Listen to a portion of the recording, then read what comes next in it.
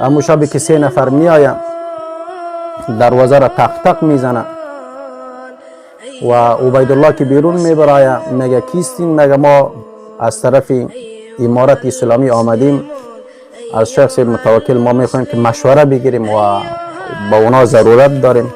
گفت پدرت خانه است؟ گفت که من نمیفهم. گفت یک دفعه برم خانه را ببینم. وقتی که خانه میره گفت پدرم همون تو خود انداختگی بود و برایش گفتم پدر جانم که 3 نفر آمده و میخوای که از شما مشوره بگیره. بعدا گفت صحیح بچه فرق نمیکنه میریم. ای و قاری صاحب عبیدالله، الله عزوجل قاری صاحب غریق و رحمت خود قرار بده، فامیلش صبر جمیل عطا بکنه. و زمره قاری صاحب عبیدالله که از مزار است. قاری صاحب عبیدالله یک آدم غریب بود، در خانه متوکل صاحب اونجا زندگی میکردن. بعضی وقت میرفت در مسجد کمپانی اونجا درس میداد. آدم غریب، آدم فقیری بود، با کسی کدام غرضی نداشت. و باز هر دویشان میگیره و در موتر میشانه و میبرن دیگه. همون شبی که میبرن فکر کنم همون شبی را به شهادت میرسانن و جسد از این از خانه ها دورتر در دشت میندازه. اتقتلون رجلا ان یقول ربی الله، آیا مردی میگوید که رب مع الله هست او را شما میکشید، از بین میبرید؟ رسول اکرم صلی الله علیه وسلم در مکه المکرمه دعوت میدادن. ابی بن لعیط گرفت چادری را در گردن رسول اکرم صلی الله علیه وسلم انداخت، همون تو فشرد که نزدیک بود که به شهادت برسانه. با ابوبکر صدیق رضی الله تعالی عنه خبر میرسه، میگه که دوستت را میخواین به شهادت برسانن. ابوبکر صدیق همون تو میای حرکت میکنه، بالای از اونا بالای مشرکین خدا پرت میکنه و رسول الله را از اونا بچ میکنه، دفاع میکنه از رسول اکرم صلی الله علیه وسلم. در جان ابوبکر صدیق میچسبه. ابوبکر صدیق با صدای بلند میگوید، چی میگه؟ میگه اتقتلون رجلا ان یقول ربی الله، آیا مردی میگوید که رب مع الله هست او را شما به قتل میرسانید؟ این رسول الله که امروز رسول برحق است، به خاطر رهنمود بشریت آمده، شما ای را به قتل میرسانید؟ در جان ابوبکر صدیق چسبیدن، آنقدر لطکوب کردن، آنقدر زدن، حتی گفتن که جنازه ابوبکر صدیق را دارن میارن، سرش تفیده، رویا خونالود، بدنش خونالود، به خاطر دفاع دوستش، به خاطر دفاع رسول الله صلی الله علیه وسلم خونالود میشه. وقتی که میارن 2 روز بعد باهوش میشه. جمیل در پیشش در اونجا میگه کجاست رسول الله؟ حالت از این پرسان میکنه که چطور است حالت؟ امی چشمش باز میکنه کجاست رسول الله؟ کجاست؟ میگه الحمد لله رب العالمين والعاقبة للمتقين والصلاة والسلام على أشرف الأنبياء والمرسلين صادق المصدوق إمام المجاهدين وإمام المستضعفين محمد مصطفى صلى الله عليه وعلى آله وصحبه أجمعين. أما بعد، فأعوذ بالله من الشيطان الرجيم. من المؤمنين رجال صدقوا ما عاهدوا الله عليه فمنهم من قضى نحبه ومنهم من ينتظر وما بدلوا تبديلا. اللهم رب اشرح لي صدري ويسر لي أمري واحلل عقدة من لساني يفقه قولي. اللهم أعز الإسلام والمسلمين، اللهم ذل الشرك والمشركين، اللهم انصر من نصر الدين. اللهم ربنا آمنا فاغفر لنا وارحمنا وأنت خير الراحمين. اللهم عليك الظالمين بالظالمين. اللهم آمين يا رب العالمين. السلام عليكم ورحمة الله وبركاته. برادران محترم و خواهران محترمه، الله سبحانه و تعالی همه شما را در راستای دین مبین اسلام سرفراز و سربلند بگرداند. به لطف مرحمت الله سبحانه و تعالی خدمت شما برادران و خواهران قرار دارم. واقعا امروز روزی غم است و روزی ماتم است، بسیار سخت است. الله سبحانه و تعالی شیخ بزرگوار شیخ ابو عبیدالله متوکل غریق و رحمت خود قرار بده. الله عزوجل از عذاب قبر، از عذاب آخرت در امان داشته باشه. ان لله و انا الیه راجعون. میدانم کسایی که محبان شیخ بودن، اونها را بسیار دوست داشتن، تحملش یک ذره سخت است. بر صورت زندگی است، یکی میایه و یکی میره. الله سبحانه و تعالی آخرت ما و شما را خوب بکنه. خیلی دردآور است، خیلی دردآور است. بر صورت الله منان اولادای شیخ را و فامیل شیخ را صبر جمیل عطا بکنه و الله سبحانه و تعالی جنت الفردوس را نصیب شخص بگردانه. واقعا امو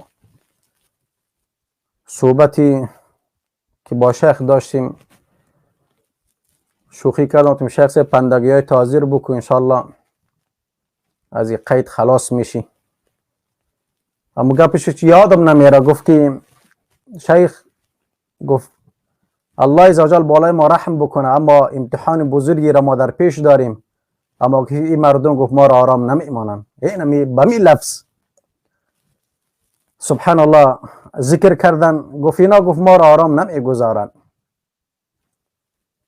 گفت یکی ما را آرام نمیمانند. یک هفته نشد امروز اون میبینین فجیحانه به شهادت رساندن. امو شبی که 3 نفر میآیه دروازه را تق تق میزنه و عبیدالله که بیرون میبراید میگه کیستین؟ میگه ما از طرف امارت اسلامی آمدیم، از شخص متوکل ما میخوایم که مشوره بگیریم و با اونا ضرورت داریم. گفت پدرت خانه است؟ گفت که من نمیفهم. گفت یک دفعه برم خانه را ببینم. وقتی که خانه میره گفت پدرم همون تو خود انداختگی بود و برایش گفتم پدر جانم که 3 نفر آمده و میخوای که از شما مشوره بگیره. بعدا گفت صحیح بچه فرق نمیکنه میریم. ای و قاری صاحب عبیدالله الله عزوجل قاری صاحب غریق و رحمت خود قرار بده، فامیلش صبر جمیل عطا بکنه. و از امر قاری صاحب عبیدالله که از مزار است. قاری صاحب عبیدالله یک آدم غریب بود، در خانه متوکل صاحب اونجا زندگی میکردن. بعضی وقت میرفت در مسجد کمپانی اونجا درس میداد. آدم غریب، آدم فقیری بود، با کسی کدام غرضی نداشت. خب باز هر دویشان میگیره و در موتر میشانه و میبرن دیگه. اما روزه ارتباطات داشتیم، تماس ها در شخص بوال است نیست، حوال است نیست، هیچ چیز. و امروز اون در میدیام نشر شد و شخص به بسیار فجیحانه همون شبی که میبرن فکر کنم همون شبی را به شهادت میرسانن و جسد از این از همین خانه ها دورتر در دشت میندازه و همونجا باز چند مدت بعد دیگه چند روز بعد جسدی شخص به پیدا میکنن، به ولسوال خبر میتن که اینجا جنازه 2 اشخاص را ما میبینیم. بعدن که میرن خلاصه از شبلغ شیخ صاحب و یک کارت از جیب قاری صاحب عبیدالله که بیرون میشه، از این طریق اونا شناسایی میشن. خلاصه بعضی دوستا عرض کردن که اگر ما بتانیم که عکس شیخ صاحب نشر بکنن، با شیخ صاحب عکس یعنی چهرهشان از بین رفته، اونا قابل دیدن نیست که شما او را ببینین دوستان. و بیخی فقط یک استخوان در بدنشان مانده و دیگه چیز نمانده، یعنی سرشان نیست اما دیگرگون هستن. این بدبختا بسیار فجیحانه به شهادت رساندن و سبحان الله چقدر زجر دادن و گرفتن در دشت انداخته و سبحان الله بسیار دردآور است، واقعا بسیار دردآور است. آدم تحمل کرده نمیتونه. اتقتلون رجلا ان یقول ربی الله، آیا مردی میگوید که رب مع الله است او را شما میکشید، از بین میبرید؟ رسول اکرم صلی الله علیه وسلم در مکه المکرمه دعوت میدادن. ابی بن لعیط گرفت چادری را در گردن رسول اکرم صلی الله علیه وسلم انداخت، همون تو فشرد که نزدیک بود که به شهادت برسانه. با ابوبکر صدیق رضی الله تعالی عنه خبر میرسه، میگه که دوستت را میخواین به شهادت برسانن. ابوبکر صدیق همون تو میای حرکت میکنه، بالای از اونا بالای مشرکین خدا پرت میکنه و رسول الله را از اونا بچ میکنه، دفاع میکنه از رسول اکرم صلی الله علیه وسلم. در جان ابوبکر صدیق میچسبه. ابوبکر صدیق با صدای بلند میگوید، چی میگه؟ میگه اتقتلون رجلا ان یقول ربی الله، آیا مردی میگوید که رب مع الله است او را شما به قتل میرسانید؟ این رسول الله که امروز رسول برحق است، به خاطر رهنمود بشریت آمده، شما ای را به قتل میرسانید. در جان ابوبکر صدیق چسبیدن، آنقدر لط و کوب کردن، آنقدر زدن، حتی گفتن که جنازه ابوبکر صدیق را دارن میارن، سرش کفیده، رویا خونالود، بدنش خونالود، به خاطر دفاع دوستش، به خاطر دفاع رسول الله صلی الله علیه وسلم خونالود میشه. وقتی که میارن 2 روز بعد باهوش میشه، جمیل در پیشش در اوجا میگه کجاست رسول الله؟ حالت از این پرسان میکنه که چطور است حالت؟ همی چشمش باز میکنه کجاست رسول الله، کجاست؟ میگن سبحان الله. امروز شخص متوکل که صدای توحید را بلند کرد، مردم را از فتنه نجات داد، کلمه توحید را به مردم یاد داد. ای سیفیای غالی، ای صوفیای غالی، ای روافض مشرک، به این فکر نباشه که شیخ ابو عبیدالله متوکل از بین رفت خلاص دیگه نام اهل حدیث خاموش میشه. هزارها شیخ متوکل هست، هزارها شیخ متوکل سبحان الله در راستای دین مبین اسلام وجود داره. روز فرا خواهد رسید ان شاء الله تعالی. خون از این شیخ را ان شاء الله انتقامش را خواهد گرفتن و خون از این هدر نمیره. روزی شیخ صاحب عبدالمالک از ایران بلوچستان است، در اسلام آباد، که از فرزند شیخ عبدالعزیز سربازی میشه، یعنی برادرزاده مولا عبدالرحیم مولازاده، عبدالرحیم مولازاده برادرزاده از او میشه. از شاگرداش قصه میکنه، گفت رفتم در اسلام آباد داخل هتل، در اوجا گفتم که داخل که شدم، گفت تفنگچه را پاک میکرد. گفتم که شیخ صاحب شما خود سبحان الله عالم دین هستین، تفنگچه در دستتان؟ گفت به شما زیبنده نیست. گفت شما عالم دین هستین، شما نور چشم ما هستین. عبدالمالک سربازی رحمت الله علیه در جواب میگه که سید قطب رحمت الله علیه میگه عالمی که خونش را، عالمی که علمش را با خونش رنگین نسازد و عالم نیست. میگه الله اکبر.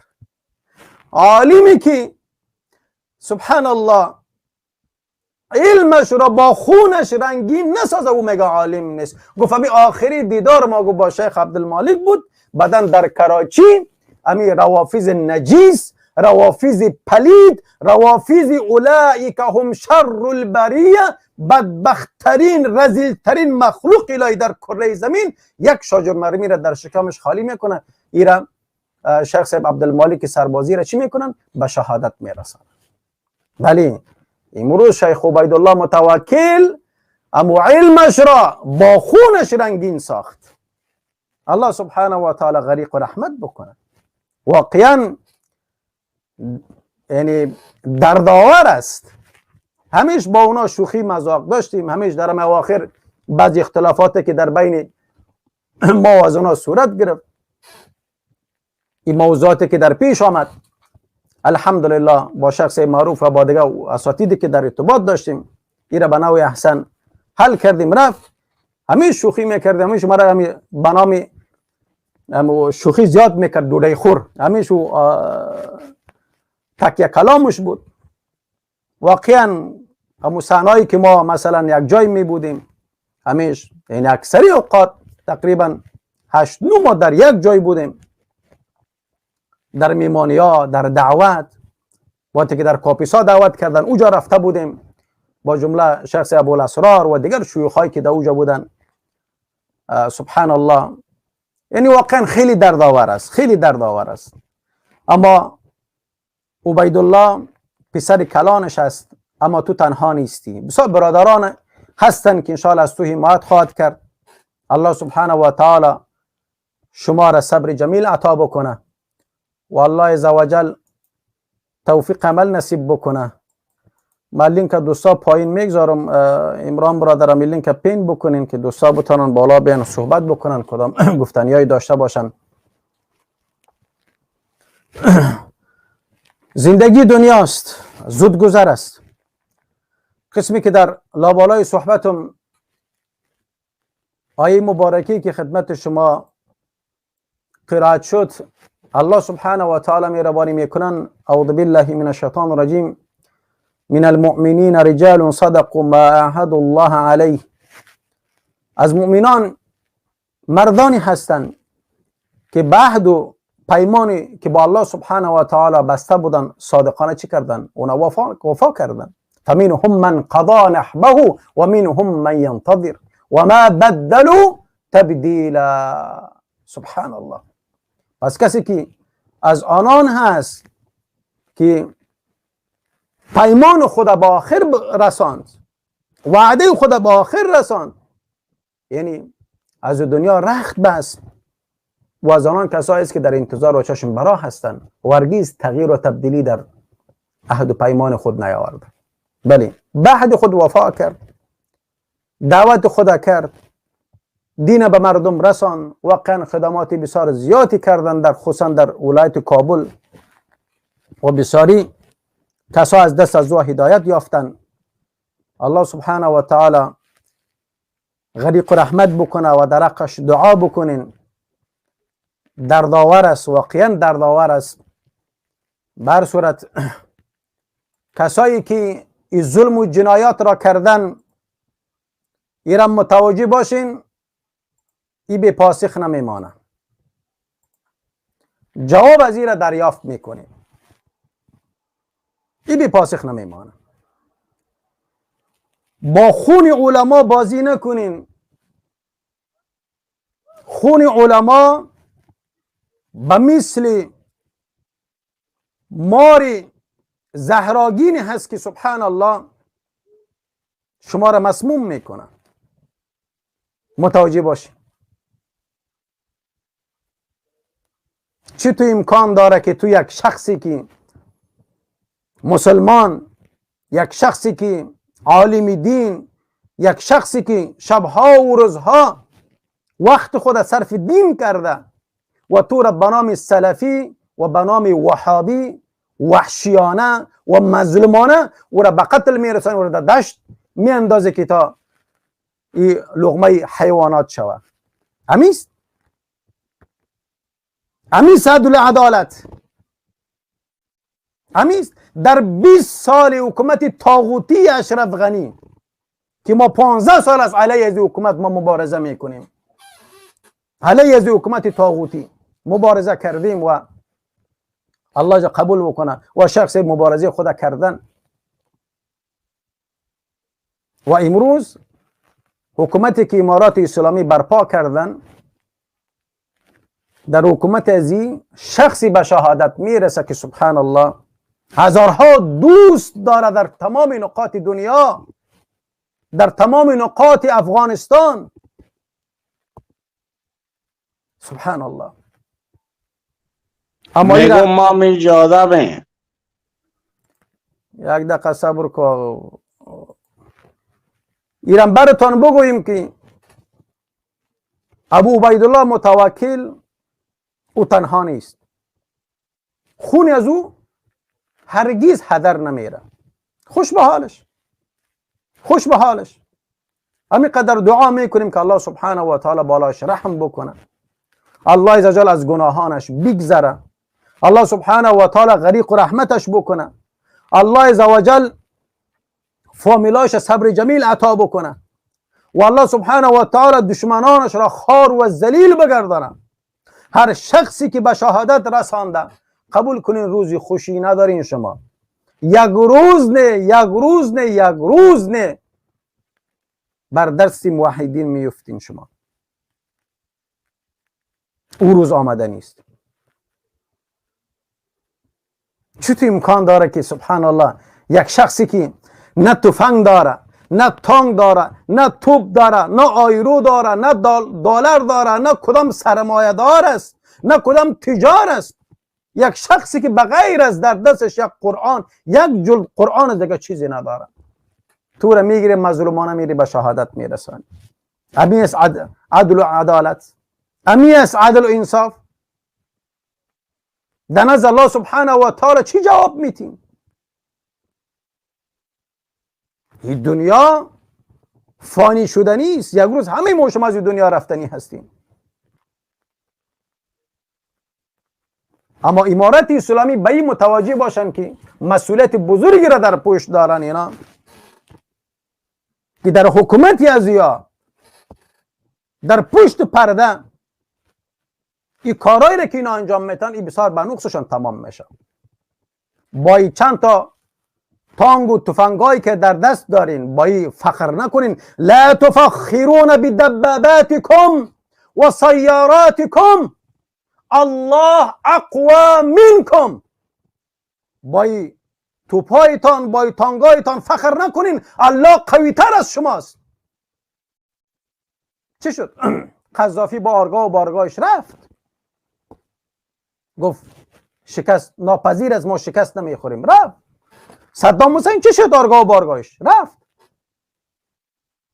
اشرف غنی با 3 لک نیروی که در دستش بود چقدر تجهیزات، چقدر امکانات بسیار زیاد داشت و بادرانش که در دور برش بود هلاک شدن، رفتن. ولیکن متوجه باشین که با خون موحدین بازی نکنیم. الله عزوجل دیرگیر و سختگیر است. غضب الهی که فرابر است، باز کس را نمیشناسد. دل ما را رنجیده نسازیم. امروز در حکومت شما روافض که پلیدترین نجسترین مخلوق الهی در کره زمین است، اونا در امن امان زندگی میکنن. اونا را شما پیرداری میکنین، از اونا محافظت میکنین. او صراحتا ابوبکر را کافر خطاب میکنه، عمر را کافر خطاب میکنه، عثمان را کافر خطاب میکنه رضوان الله تعالی علیهم اجمعین. عایشه رضی الله عنها را کافره خطاب میکنه، حفصه رضی الله عنها را کافره خطاب میکنه. با اونها امن امان میتین. اما کسایی که حامل توحید است، اونا را به نام وهابی، به نام سلفی سرکوب میکنین و از فعالیت باز میدارین. این خالی از انصاف، انصاف نیست، انصاف نیست. بیاین اهل مناظره هستین، همون صوفی همون متصوفینی که ندای غیر الله میکنن، از قبر استغاثه میجوین، یا عبدالقادر جیلانی گفته صدا میکنن، یا سیفی و یا فلان گفته صدا میکنن. اینا شرک اکبر است. با اونا امن داده میشه و در رأس حکومتتان چوکه کلان کلان به اینا داده میشه. اما او کسی که حامل قرآن و سنت است، اونا به نام وهابی، به نام سلفی سرکوب میشن. امروز اکثری علمای ما در کجاست؟ ما سوال میکنیم. ما گفتیم خوی اسلام آمده، ای بهتر میشه. اسلام آمده، همیش اسلام. یک عالم ما روز نداره. علمایی که در جلال آباد است، علمایی که در کنر است، علمایی که در نورستان است، علمایی که در کابل است، علمایی که در کاپیسا و پروان است، علمایی که در بغلان و در دیگر نقاط ولایت ها گم است. امیست امان، امیست عدالت. وقتی که میگن عفو عمومی است، برای روافض عفو عمومی هست، برای طواغیت عسکرای طاغوتی که شما باش میجنگید با او عفو عمومی هست، با این اربکیای خبیث عفو عمومی هست، با این لندغرای 420 که در کابل مردم ها را قتل عام میکردن عفو عمومی هست. و کسی که سبحان الله حامل قرآن و سنت است با او عفو عمومی نیست. اونا را هر جا گیر میکنین یا زندانیش میکنین یا به قتل میرسن. این خو خالی، این خو انصاف نشد، این خو عدالت نشد. نیست. اما بازم خطاب ما برای امارت اسلامی اینمی است که از الله بترسیم، خوف داشته باشیم. یعنی بسیاری برادرایی که امروز ما در تماس شدن گفتن که شیخ گفت یک امیدواری بسیار بزرگی داشتیم که آمدن خبائیس از بین رفتن، الحمدلله امروز راحت و آزاد زندگی میکنن. قبول کنید که امروز امو برادرات در حالت فشار قرار دارن. همین نفرای شما رفتن خانه‌هایشان تلاشی کردن، بیچاره امروز در به در خاک به سر میگردن. فامیلشان در جای با جای کردن و خودشان گایده ای مرز، گایده او مرز، گایده ای مرز میدوند جای فرار را پیدا بکنن. این چه قسم عدالت است؟ قبول کنین که غضب الهی یک دفعه فرا برسه باز کس را نمیشناسه. آیا اهل حدیث مسلمان نیستن؟ یک فتوا صادر بکنین، بگوین که سلفیه کافر است، صادر بکنین یک فتوا، بگوین که اهل حدیث کافر است. نعوذ بالله. امروز رئیس شورای علمای فاریابتان که قبلا در حکومت اشرف غنی کار میکرد، وظیفه داشت، امروز لباس تغییر داد با شما کار میکنه. امروز میگه که الحمدلله که همی امارات آمد که سلفی ها میگه از بین رفت، پل بار شکست. اینا میگه خارجی ها هستن دست ساخته آمریکا و مچون فلان و فلان و فلان و فلان و فلان.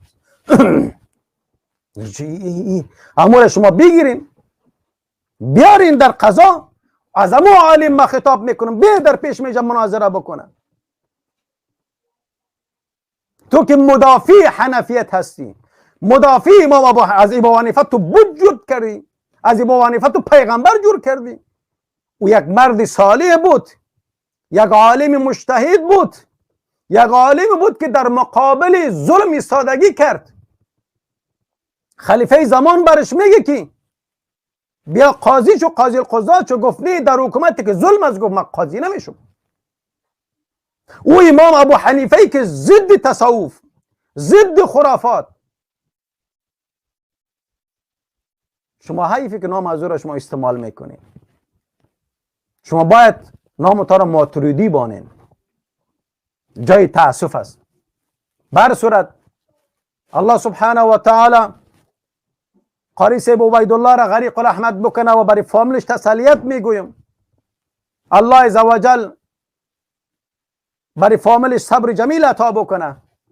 قاری صاحب عبیدالله که یک آدم فقیر مظلوم از مزار آمده بودن در پیش شخص همونجا در خانه زندگی میکردن، گاهی میرفت درس میدادن، یک چیز مرار ماش میکردن، دیگه چیزی نداشت غیر از یک چند جور لباس کنه و تو میری او را به شهادت میرسانی. و کسایی هستی که دشمنی دین اسلام در کابل زندگی میکنن، هزارها مسلمان ها را به قتل خون کشاندن. میرفتی اونها را گیر میکردی، میرفتی در مقابل از او تاخت تاز میکردی. اشخاصی که نه توپ دارن، نه تفنگ دارن، نه نیرو دارن، نه پول دارن، نه جا دارن، نه مکان دارن، تو میگیری میبری مظلومانه به شهادت میرسانی. الله عزوجل شما را به قهر و غضبتان گرفتار بکنه. دلای اکثری برادران را شما به درد آوردین. به هر صورت الله سبحانه و تعالی توفیق عمل نصیب بکنه و ما صبر میکنیم. جای تاسف است که امروز شخص متوکل در بین ما نیست. الله سبحانه و تعالی جنات را نصیبش بگردانه و برای فامیل صبر جمیل عطا بکنه و همچنین قاری صاحب عبیدالله را غریق و رحمت خود قرار بده و برای فامیلش صبر جمیل عطا بکنه. واقعا جای بسیار تاسف است که کسایی که داد از اسلام میزنن، کسایی که میگه ما امارت اسلامی هستیم، گرچه ما در صحبتایی که قبلا ما کردیم موضوع برنامه راجع به ویژگی های نظام سیاسی اسلام، ما در اسلام به نام امارت چیزی ما نداریم. ما در اسلام خلافت داریم که تمام مسلمان ها را در یک جای جمع میکنه. در غم مسلمان های سوریه می باشه، چین می باشه، عراق می باشه، لیبیا یا یمن، آفریقا و دیگر مسلمان ها که در زیر ظلم ستم یوغ استکبار و استثمار قرار دارند، در فکر اونها می باشند. اما فقط اسلام به این معنا نیست که جغرافی خاص مختص بوده و در فکری دیگران نباشه. اینا حرکاتشان اسلامی نیست، حکومتشان اسلامی نیست، فاقد قرآن و سنت است و ما شاهد بودیم که روافض اینا حمایه کردن و به خاطر پیشبرد جشنشان در روز 10 محرم اینا پیراداری میکردن که جشن شرکیشان، سبحان الله، این بدبختا در شان صحابه کرام گستاخی میکنن و شما ببینید که بسیار دلایل ما ذکر کردیم راجع به عقیده تشیع یا روافض، با اینا را قدر میتن و کسایی که حامل قرآن و سنت است اونا را توهین میکنن، تحقیر میکنن. خیر، این ابو عبیدالله متوکل شما به شهادت رساندید. یک دوست ما نوشته کردن که از کجا میفهمه که اماراتی کار کرده باشه؟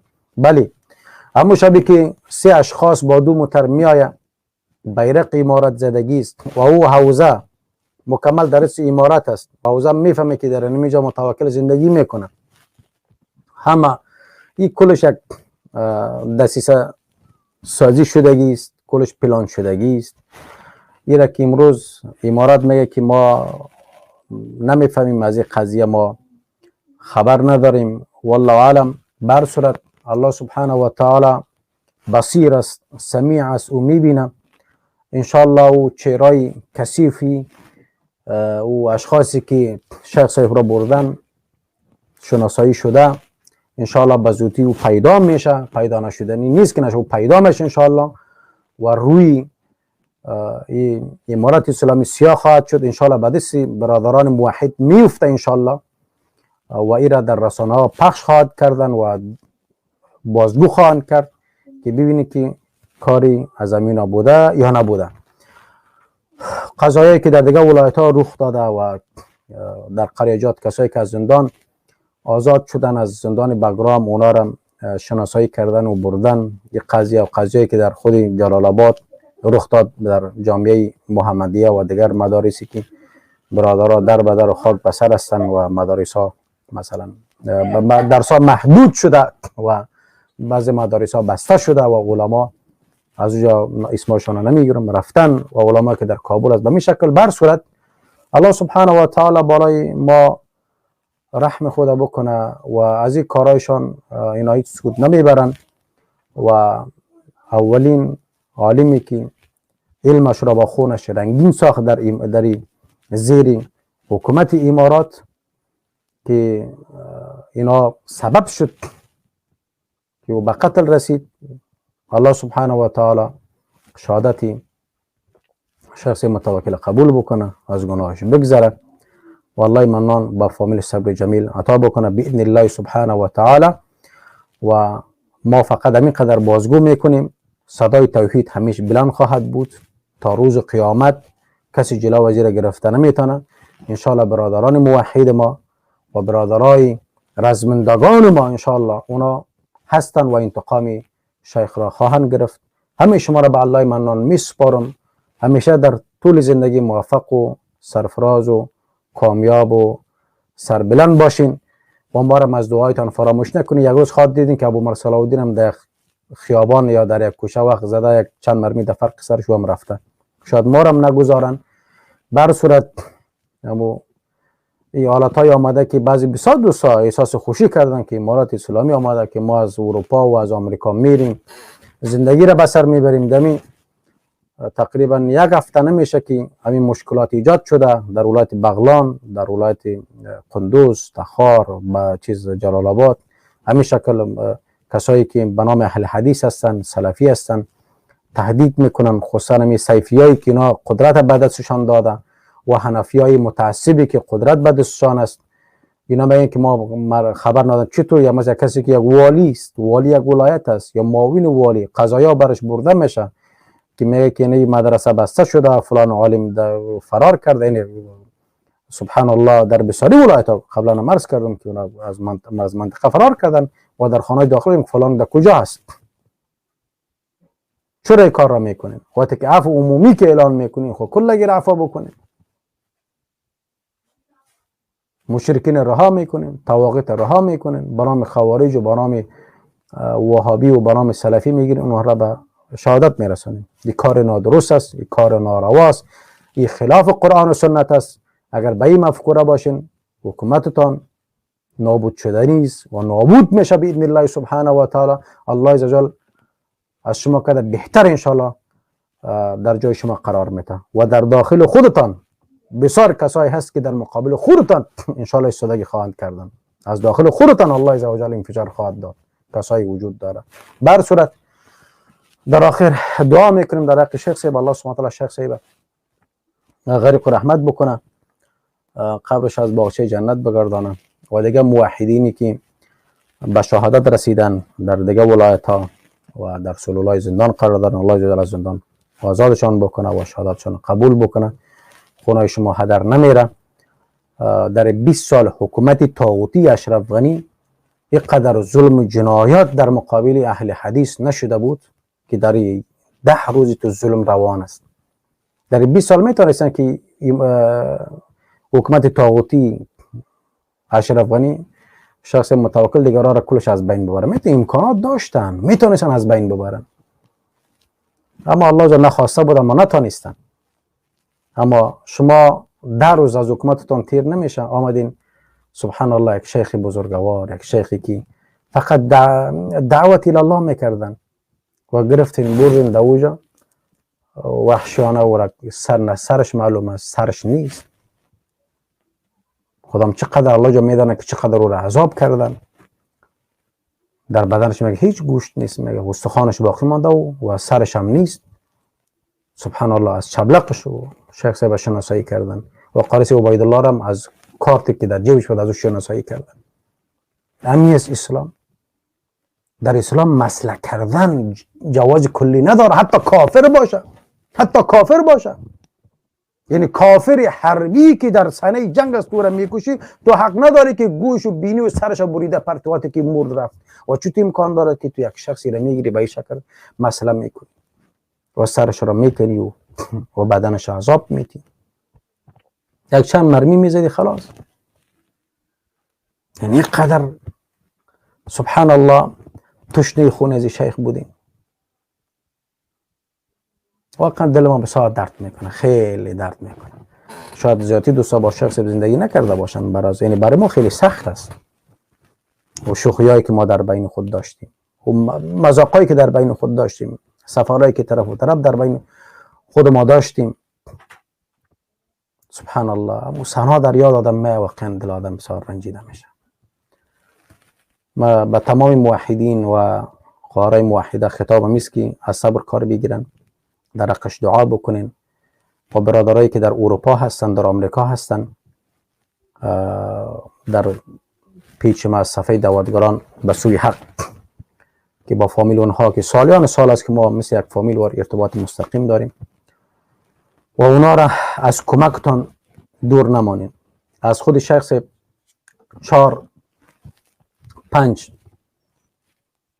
پسر مانده و 4 دختر، یعنی 9 اولاد داشتن. 4 دختر و 5 بچه یا پسر که فرزند کلانشان عبیدالله نام داره. و بعضی برادران تماس گرفتن که بچه‌شان هم شهید شده. نه، او قاریس عبیدالله هم نام عبیدالله هست، هم نام از بچه‌ش بودن. نه، عبیدالله الحمدلله زنده هست، الله الله سبحانه و تعالی او را حفظ بکنه و برادرها و خواهرانش و دیگر فامیلش هم حفظ بکنه. دیگه این نو فرزندی که از شخص باقی مانده و دعا میکنیم که الله جل اینها هم در راستای دین بوون اسلام کامیاب بگردانه و اینا هم راه پدرشان را تعقیب بکنن و کوشش بکنن که در هر گوشه و کنار دنیا هست، در هر جای که اینا قرار دارن، فقط یگانه چیزی که راه نجات است او چیست؟ فقط پرچم توحید را بالا بکنن و از توحید دفاع بکنن، راه پدر را در پیش بگیرن. انشاءالله پدر شما شخص بزرگی بود، مرد بزرگی بود، نام از او در تاریخ نوشته شد. او رفت اما خاطرهایش باقی ماند، درسایش، تفسیرایش همش باقی ماند. قسمی که رسول اکرم صلی الله علیه و سلم مهربانی میکنه یک شخصی که از دنیا بره، سبحان الله 3 چیز از او باقی میمونه: اولاد صالح، صدقه جاریه و علم نافع، علمی که سود رسانده باشه. چقدر روافض، چقدر مشرکینی که در کابل بودن، چقدر مثلا صوفیای غالی به دست شیخ صاحب الحمدلله این صدها هزارها نفر هدایت شد. این نعمت بزرگی است. قسمی که حدیث بخاری مسلم است، رسول اکرم صلی الله علیه و سلم به سیدنا علی میگه: ای علی، مگر که یک نفر از دست تو هدایت پیدا بکنه، از شتر سرخ هم کده به تو بهتر است. از دست شیخ بسیار کسا هدایت یافتن، بسیار اشخاص هدایت یافتن، الحمدلله رزمنده شدن، در مقابل طاغوت ایستادگی کردن. خدمت بزرگی هست. بر صورت در حقش دعا بکنیم. واقعا دل ما خود بسیار کنترل کردم، واقعا بسیار سخت است. یعنی چرا برنامه لایف است، دوستا در حقشان دعا بکنیم و فامیلشان فراموش نکنیم. دوستایی که در لندن هستن صدای مرا میشنون، دوستایی که در جرمنی و دیگر کشورها در آمریکا و کانادا هستن، فامیل شیخ صاحب را تنها نگذارن. چیزی که از دستشان بیاین میآید کمکشان بکنن و اونها را تنها نگذاریم. اللهم اعز الاسلام والمسلمين، اللهم اذل الشرك والمشركين، اللهم انصر من نصر الدين، اللهم انصر اخواننا المجاهدين في سبيلك في كل مكان، اللهم عليك الظالمين بالظالمين، اللهم عليك الظالمين بالظالمين، اللهم عليك الظالمين بالظالمين. اللهم ربنا آمنا فاغفر لنا وارحمنا وأنت خير الراحمين. يا عزيز يا جبار، اللهم انتقم يا منتقم يا رب العالمين. يا رب انتقام شیخ صاحب و دیگر موحدینی که در هر گوشه و کنار دنیا هست به شهادت رسیدن، در زیر ظلم و شکنجه قرار داره، انتقامش را تو بگیر. همه شما را به الله منان میسپارم.